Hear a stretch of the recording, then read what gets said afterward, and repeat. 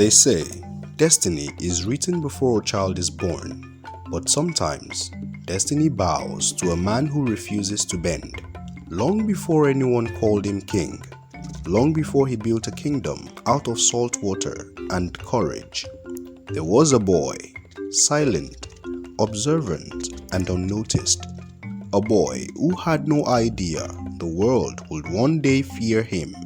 This is the story of Jaja of Opobo, the slave boy who rose so high that an empire had to break its own rules to bring him down. A story of betrayal, brilliance, and a will so strong that it shook the Niger Delta. And it all begins with a child being dragged away from home. He was no more than 12 when strangers burst into his village in present-day Imo State. The sky was black with smoke, women screaming, men scattering. When they grabbed him, the boy did not cry. He simply stared, with eyes that held more anger than fear. That look stayed with every man who sold him, from market to market, master to master, until he finally arrived in the bustling kingdom of Bonny.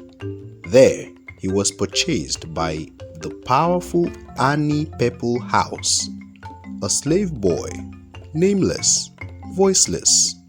But if anyone had looked closely, they would have seen something unusual in him. Patience, calculation, a quiet fire. Did you know? Many historians believe Jaja was kidnapped during intervillage wars between Igbo communities. He wasn't born into royalty, he created it. The slave boy learned quickly. He memorized trade routes, listened to merchant conversations, and watched how deals were sealed. He studied everything, and soon they noticed. One day, his master called him and asked, "Boy, why do you work as if you want to own this house?" The boy answered, "Because one day I will." He was rewarded with trust, respect, then influence. By his early 20s, he wasn't just part of the trading house, he was running half of it. People whispered, "Who is this boy? What spirit follows him? How does a slave rise so fast?" His answer was always the same: "I take what is mine." Did you know Jaja's real name was Mbanaso Okwara Ozurumba, but his rise in Bonny earned him the name Jaja, a European mispronunciation of his title, Jojo. The Bonny kingdom was rich. Palm oil flowed like liquid gold, but it had two great factions: Opobo house, Jaja's house, Manila People house, their rival. Tensions grew and grew until Bonny exploded into civil war. Battles raged across creeks and mangroves. Houses burned. War canoes clashed on rivers. And in the middle of the chaos stood one man, Jaja. Not a man of royal blood, not a man born into privilege, but now the man everyone followed. When the war ended, the Opobo house was victorious, but Bonny was too small for the ambition burning in Jaja's chest. So he gathered his people. Hundreds followed him through the thick mangroves and winding creeks, until they arrived at a place surrounded by water and silence, a place that would become a kingdom, a place they named Opobo. Opobo rose like a miracle. Within months, traders from afar and near arrived. Within years, it became the most powerful trading center in Delta. Jaja didn't rule like other kings. He walked among his people. He protected them. He set fair prices. He built alliances. And he made one rule crystal clear: no trader enters Opobo land without going through me. The British merchants hated it. Who was this African man controlling prices? How dare he cut them out of the trade routes? But Jaja did not bend. Did you know Jaja became the first West African leader to export palm oil directly to Liverpool, bypassing British middlemen? He even owned ships, something many European officials could not believe. The British offered him treaties. He refused. They threatened him.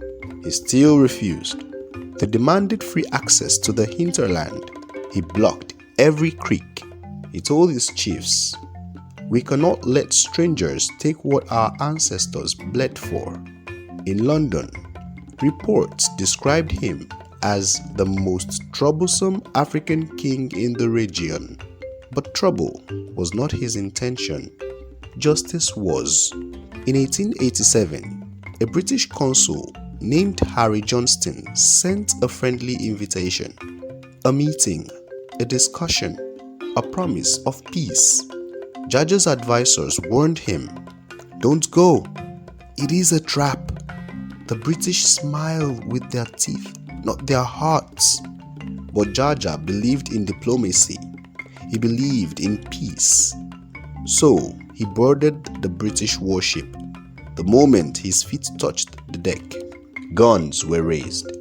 Cuffs were locked.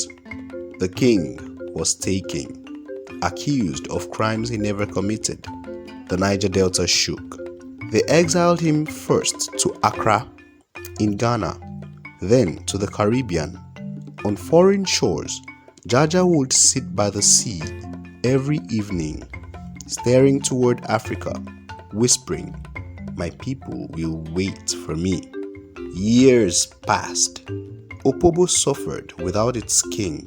Finally, Britain agreed he could return home. But on his long journey back, he died. Some say it was illness. Others whisper poison. Others say his spirit fought so hard to return that his body simply could not keep up. He died far from home, but legends say the sea carried his spirits back to Opobo. Did you know annual festivals are still held in Opobo to honor King Jaja's return? Many scholars call him one of the greatest African economists of the 19th century. His strategies are still taught in universities around the world. Moral of the story: greatness is not in where you start, but in how fiercely you refuse to remain small. Jaja rose from slavery to royalty, from chains to kingdom, from silence to a voice so powerful that an empire feared it.